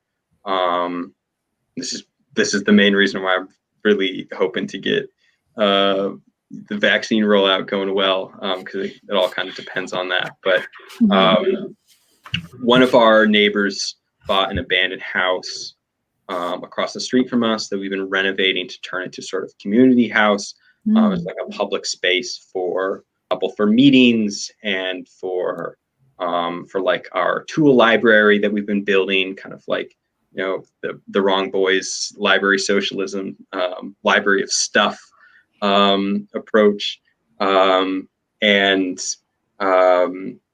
we are also trying to put together a time bank for the neighborhood that would basically allow us to compensate people for their volunteer time to the organization, and also kind of like strengthen ties between people locally. A time bank is basically a means of exchange where the currency is time.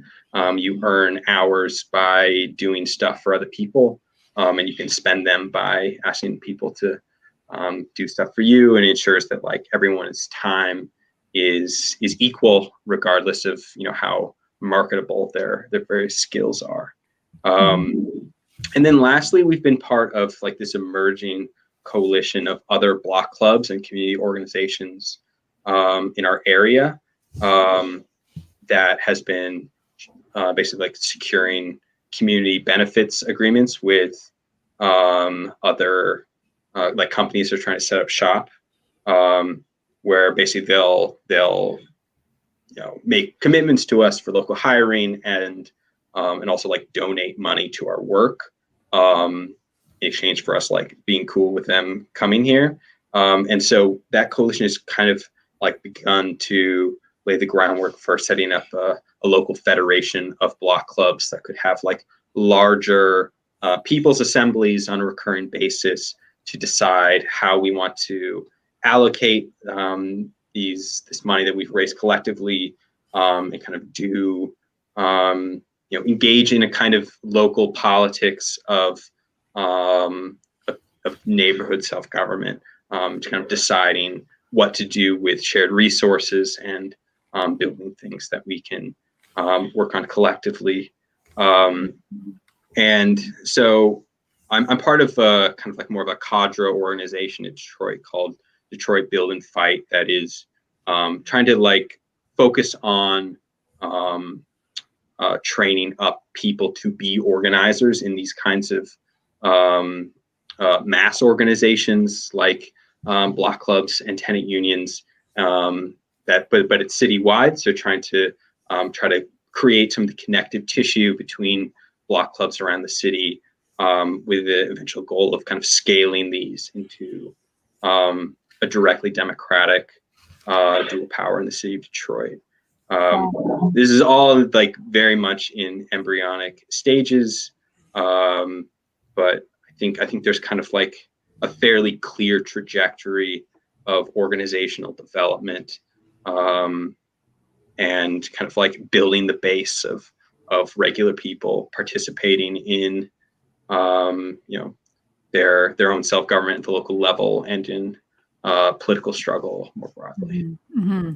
That's amazing. That is so just really inspiring. I love to hear about all of that work. I love the concept of time banking.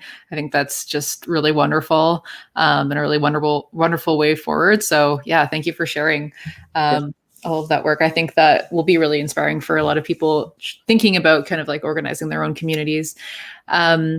So I have one last question, and I only have like about 10 more minutes that I can stay on stream because I have another meeting after. But so I'll ask this question, and then if anyone else has other questions from the chat, we can field those until I do have to go. But so the last question was kind of around this idea of dual power, and I think this is a very like online left kind of a phenomenon, but just it seems to be very difficult to talk about building dual power or talk about this kind of approach of like building up the new society in the shell of the old, because people will just automatically jump to like, well, how are you going to defend the revolution? Or like, no, we can't do it that way. We have to get armed and like storm that Capitol or, whatever. So, but I think, you talked about the Kurds in Rojava, and I think, they're a great example. Like they're super inspiring, but they've also had to fight off, right, the state, various states, and different forces.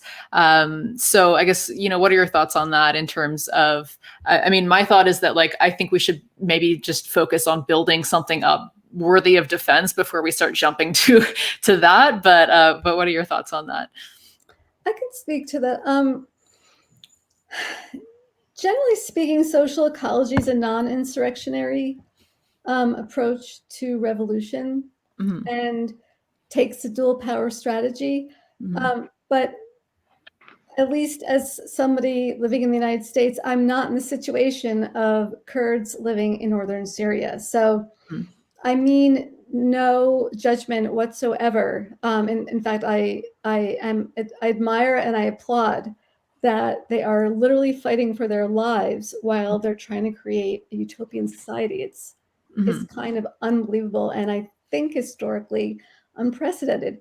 But as somebody living in the United States, how I understand dual power and how to wrest political power is to do the kinds of things that Mason's talking about, going in and building real relationships in your community, creating institutions where people get to literally have that experience of having some power and making some decision and making some policy, but also to do that in a political zone. And Bookchin first called this libertarian municipalism, and then he's changed it to be communalism.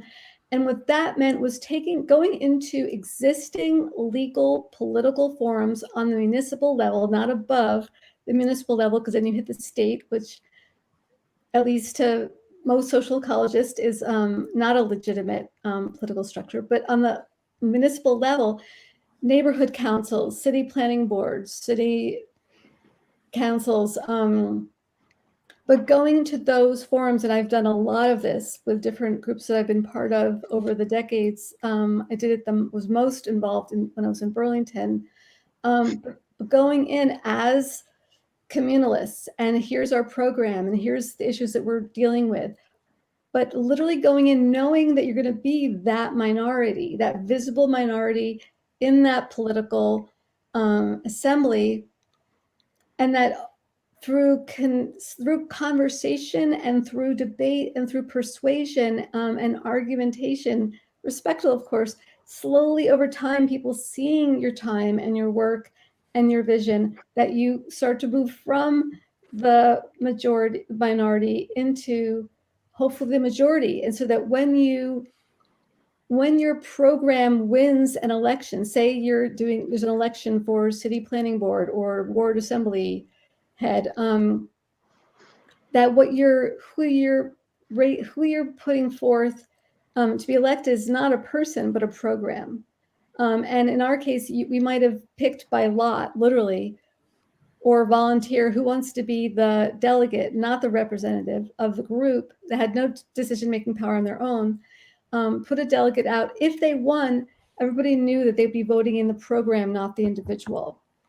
And that, to me, is a kind of political dual power organizing that really remains to be done on a really broad scale, anywhere, really. And I think in every city of every town across this country, in Canada, and throughout the world, people could start to create political dual power situations. And the idea of dual power, for how I understand it, is to create what's called a contest of legitimacy, where people stand back and they look at these dual forms of power. One, in case of going into a political popular assembly, looking at the people who are advancing a directly democratic model versus an electoral model where the elected person has decision-making power over other people.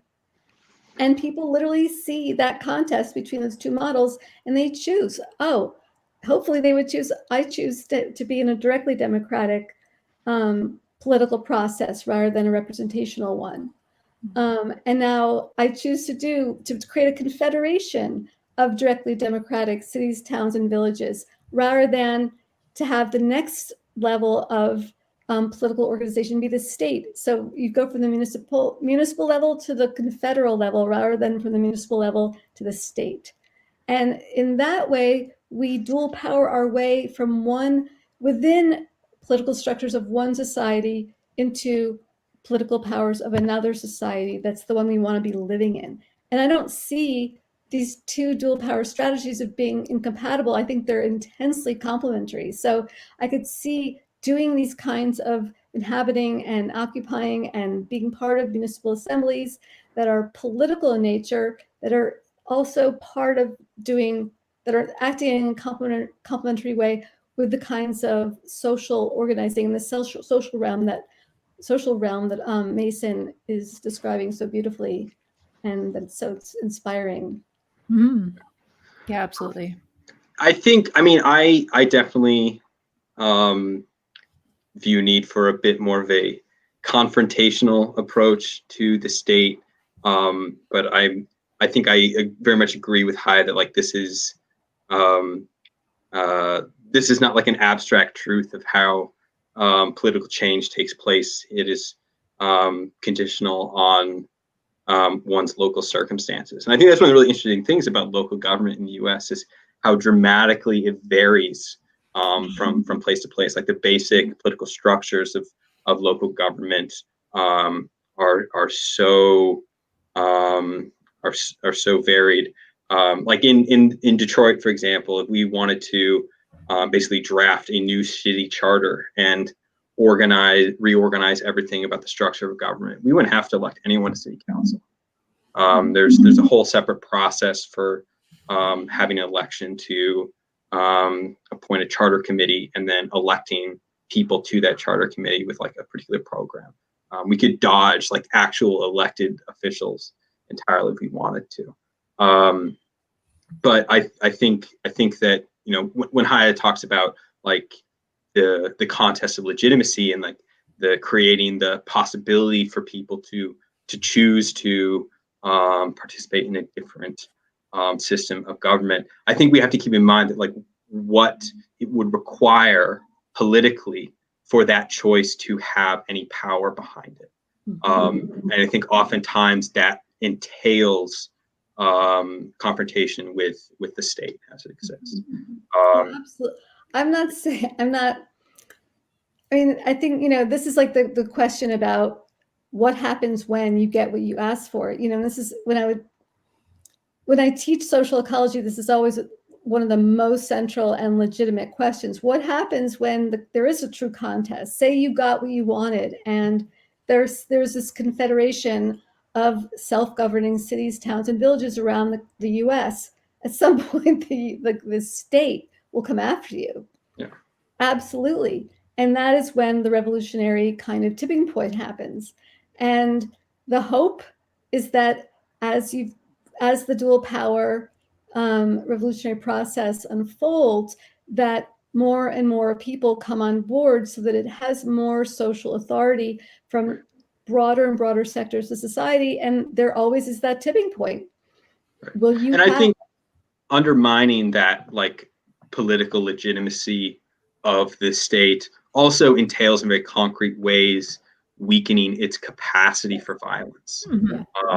I'm always begging people to read Hannah Arendt's On Violence about this, because I think it's a very useful framing tool for conceptualizing those revolutionary tipping points and how they can begin.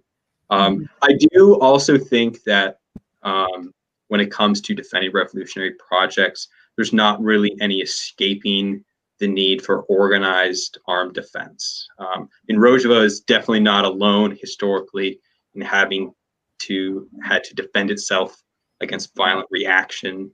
You can look at like the 1905 Russian Revolution. They're facing the Black Hundreds, the Freikorps, and the German Revolution. Much more recently, in Chiapas, the Mexican federal government was arming paramilitaries that carried out like these horrific massacres of peaceful unarmed people, and so many more. I don't think we have to think very hard to have a very clear idea who our equivalents would be if we succeeded in creating a revolutionary dual power in our own communities. They're on national news right now. But I think like to your point, Maxie, that like people who talk about like armed community defense are putting the cart before the horse. I think the critical thing is placing control of the means of violence firmly in the hands of the direct democracy of the assembly. You need to have systems of collective self-government that are capable of organizing these and ensuring that they do not morph into a new state that could like impose the will of some kind of new minority ruling class. And I think a lot of like revolutionary projects have failed in this regard because the units of like proletarian defense or whatever have been organized within the party, which is kind of like becomes to begin to be a seed of a new state that might defend the assemblies one day and go against them the next. I think it's really crucial to have direct democracy be in the saddle when it comes to community defense, and for those units themselves to be internally democratic. One really exciting and illustrative example of how this can look in practice is in the indigenous Mexican municipality of Cherán in Michoacan.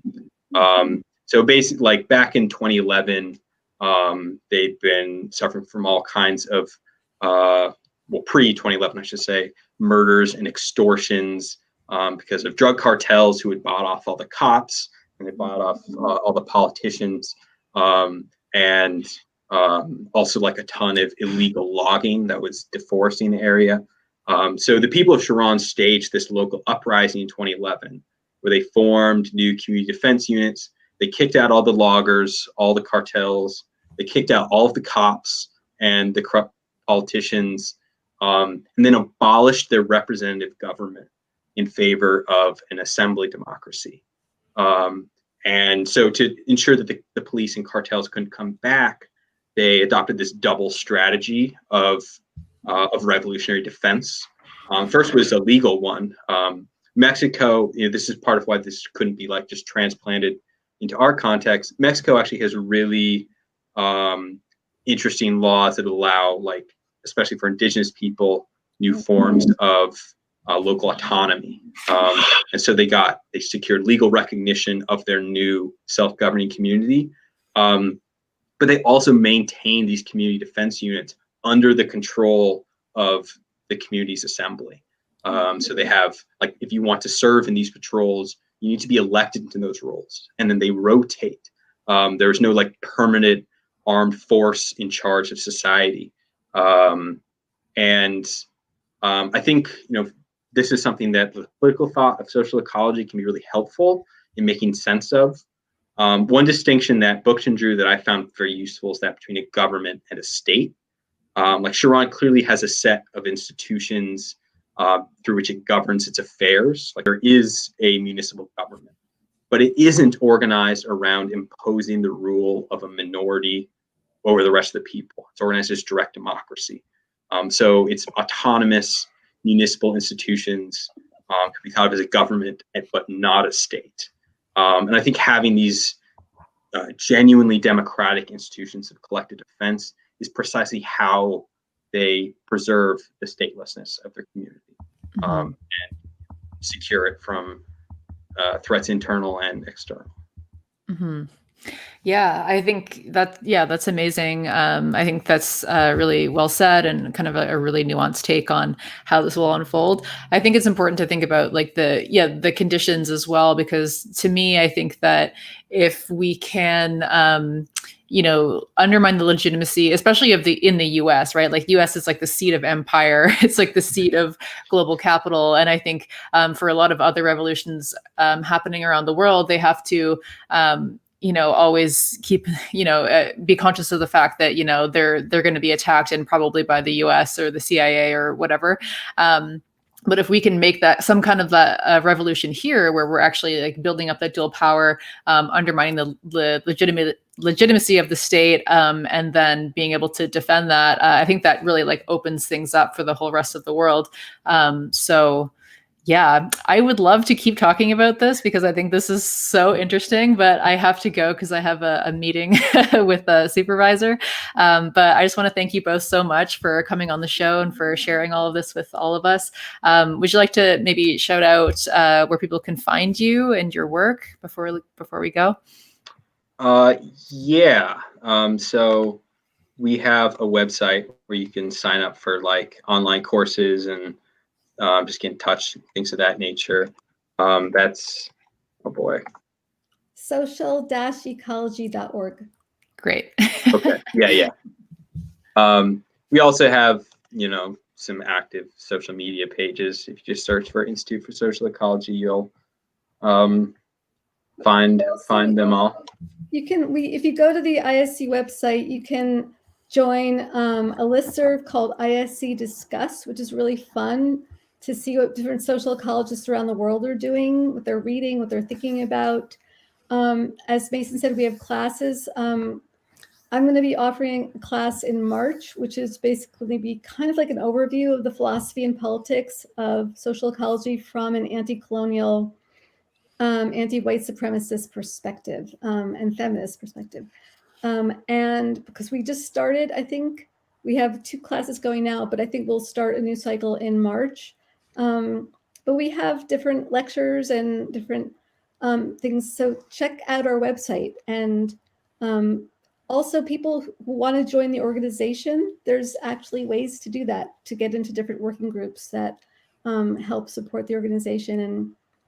And we have 2 during the pandemic. We are not doing these, obviously, but we have 2 main in-person events a year. One is we have an intensive that's generally every June, and we've kind of switched coasts. We do one on the East Coast, one on the West, and it's kind of both for people totally new to social ecology and also for people who are frequent flyers who want to re-meet social ecologists and go deeper into topics. And again, it's called an intensive, the social ecology intensive. The theme changes every year, the topic. and the location. And this year we're having it virtually online in June. And then in August, we usually have an in-person gathering in Vermont, in Marshfield, Vermont. And usually that also has a theme. And has a little more social feel to it than the intensive is kind of wall-to-wall classes, and it's also extremely fun. And there's a lot of hangout time too, but the gathering is a little bit more fun, a little bit more social and hangouty. But Awesome. again, everything we're doing this year has been on Zoom because of the virus. Yeah, absolutely. Well, thank you. I'll link the website and other places that you can find Mason and Haya and their work in the description box. And just thank you again, everyone. And yeah, I guess Thank I you will so end much. the broadcast now. Thank you so much for inviting us. It was really fun. Awesome.